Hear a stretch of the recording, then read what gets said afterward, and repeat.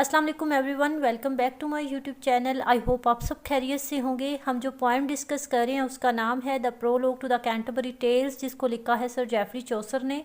Students, आज का हमारा जो टॉपिक है वो है the 5 members of a guild, जो कि स्टार्ट हो रहा है लाइन नंबर 361 से और एंड हो रहा है लाइन नंबर 379 तक।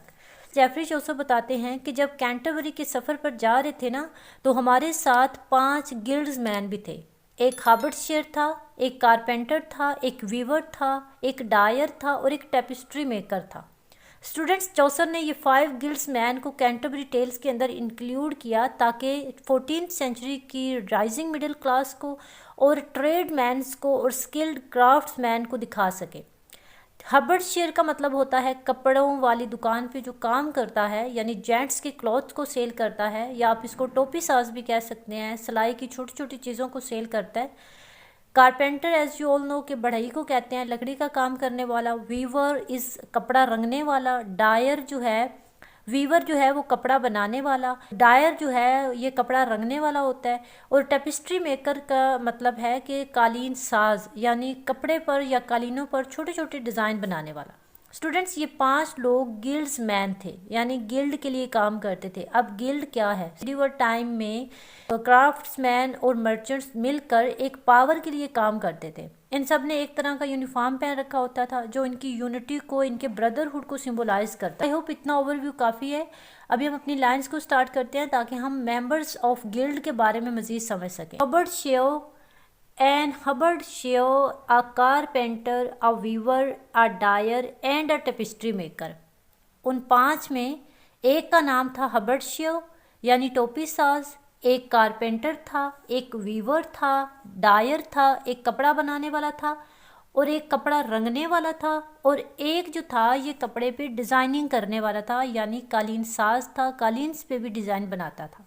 And they were clothed all in livery, यानी वो तमाम जो थे ना, वो 5 गिल्ड्स मैन जो थे, सब ने एक जैसे कपड़े पहन रखे थे, एक जैसे लिबास में मलबूस थे। आइवरी का मतलब होता है same uniform. Of solemn and great fraternity, एक संजीदा और अजीम बरादरी की अलामत।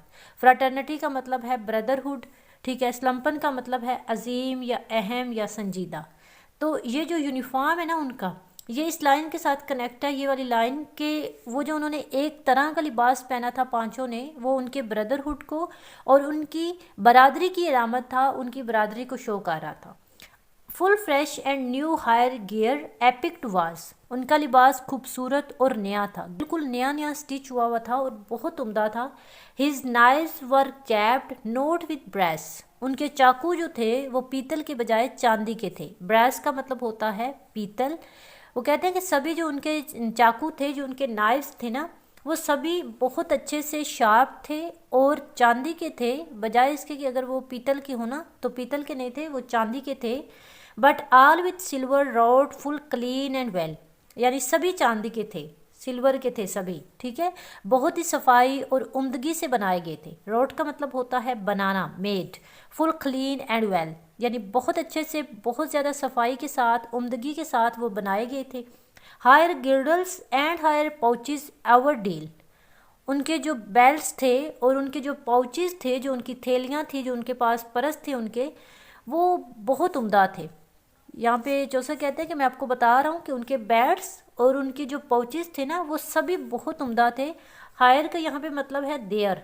लाइन्स में हम देख सकते हैं कि जेफरी चौसर बताने की कोशिश कर रहे हैं कि उनके वेपन्स जो थे ना, वो आम नहीं थे, बल्कि पीतल के नहीं थे, बल्कि चांदी के थे, असल चांदी के थे और अच्छी तरह से ट्रिम्ड थे, यानी बहुत उम्दा और ट्रिम्ड उनके जो चाकू थे, जो उनके आलात थे, वो सभी थे, ठीक है। Well seemed each of hem a fair burgess, उन 5 में हर एक अच्छा शायरी लगता था। बर्गिस का मतलब है अच्छा शायरी लगता था, यानी वो 5 जो थे, उनका जो अपीयरेंस था, उनका हुलिया जो था, वो बहुत अच्छा था और वो बहुत अच्छे शायरी लगते थे। Sitting in a guild hall on a dais, यानी वार्डन की सीट पर बिठाए जाने के लायक थे। यिल्ड हॉल का मतलब होता है कि जो गिल्ड हॉल है, वहाँ का जो डाइस है ना, वहाँ पर बिठाए जाने के काबिल थे, ठीक है। अब यहाँ पे आप एक बार इसको फिर से समझें कि वो जो 5 गिल्ड्स मैन थे, वो बहुत अच्छे शायरी लगते थे, बहुत परफेक्ट थे अपनी अपीयरेंस में, अपनी अकल में। تو وہ اس قابل تھے، اتنے پرفیکٹ تھے کہ ان کو گلڈز ہال کا وارڈن بنایا جائے. Every one for the wisdom that he can was shapely for to been an alderman. یعنی وہ اپنی عقل میں اتنے پرفیکٹ تھے، اتنے عقل مند تھے کہ ایک ایک اس قابل تھا کہ اس کو گلڈ ہال کا وارڈن بنا دیا جائے. ایلڈر مین کا مطلب ہے وارڈن، ٹھیک ہے. لیٹر ہیڈ دے انف اینڈ رینٹ. کیونکہ ان کے پاس دولت بھی کافی زیادہ تھی اور جائیداد بھی کافی تھی. کیٹل کا مطلب ہوتا ہے گڈس، یعنی اشیاء. دولت جو تھی ان کے پاس کافی زیادہ تھی. رینٹ کا مطلب ہے ان کی جو انکم تھی، ان کی جو آمدنی تھی، جائیداد تھی، وہ بھی کافی تھی ان کے پاس. انف کا مطلب ہے انف، ٹھیک ہے. تو ان پانچوں کے پاس کافی دولت بھی تھی اور جائیداد بھی تھی. اینڈ ایک their wives would it well assent. ان کی بیویاں بھی اس بات پر راضی تھی، یعنی اگر ان کو اس ہال کا وارڈن بنا دیا جائے تو ان کی وائز جو تھی نا وہ بھی اس بات پہ بہت خوش تھی، ایگری کرتی تھی ان کے ساتھ. And else certain were they to blame. ورنہ وہ یقیناً قابل ملامت ہوتی. ایلس کا مطلب یہاں پہ ہے ELSE، یعنی ایلس. ورنہ سرٹن یقیناً وہ قابل ملامت ہوتی. اب یہاں پہ دیکھیں ان لائنز کا مطلب ہے کہ اگر وہ گلڈز ہال کے وارڈن بنا دیے جائیں تو یہ بات ان کی وائفز کے لیے بھی کافی زیادہ اچھی تھی، وہ اس بات پر راضی تھی. ادروائز تو ان کو بس جو ہے وہ کچھ بھی نہیں سمجھا جاتا تھا، قابل ملامت ہی سمجھا جاتا تھا. It is full fair to been ycleped madam. ان کو بہت اچھا لگتا اگر ان کو کوئی میڈم کہہ کے پکارتا. یہ کلیپٹ کا مطلب ہوتا ہے پکارنا، نہیں بہت اچھا لگتا ان کو اگر ان کو کوئی میڈم کہہ کے پکارتا. And gone to vigils all before. اور چرچ کی طرف جاتے ہوئے وہ سب سے آگے چلتی تاکہ سب ان کو دیکھ سکیں. ویجیلنس کا مطلب ہوتا ہے کہ جو رات کو جو تقریبات ہوتی ہیں نا چرچز کے اندر، تو وہ ان میں جاتی رات کو تو سب سے آگے چلتی. And have a manure royal ایک ریبور. اور انہوں نے ایک شاہی چادر فخر سے اوڑھ کر چل رہی ہوتی. مینڈل کا مطلب ہے کلاک، چوگا، چادر، ٹھیک ہے. تو رویل ایک کا مطلب ہے رویل مینر میں، یعنی وہ ان کی جو وائف تھی نا وہ گلڈز ہال کے وارڈن بنتے تو ان کی وائف جو ہے وہ بہت فخر سے چل کے چرچ میں جاتی اور شاہی چادر بڑے طریقے سے اوڑھتی، رویل مینر میں چادر اوڑھتی اور سب سے آگے ہوتی اور سب ان کو بیگم کہہ کے پکارتے، میڈم کہہ کے پکارتے. تو یہ چیز ان کی وائفز کے لیے بھی کافی زیادہ اچھی تھی. اسٹوڈنٹس یہاں پہ ہمارا ٹیکسٹ ختم ہوتا ہے. اوورآل اس ٹیکسٹ میں ان کاریگروں کے لباس، ان کے اتحاد اور ان کی مالی حیثیت کو دکھایا ہے.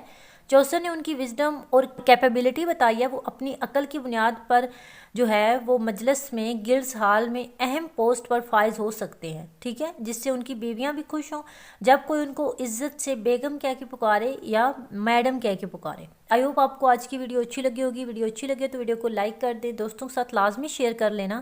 اپنا رکھیے گا خیال. ملتے ہیں اگلی ویڈیو میں. اللہ حافظ.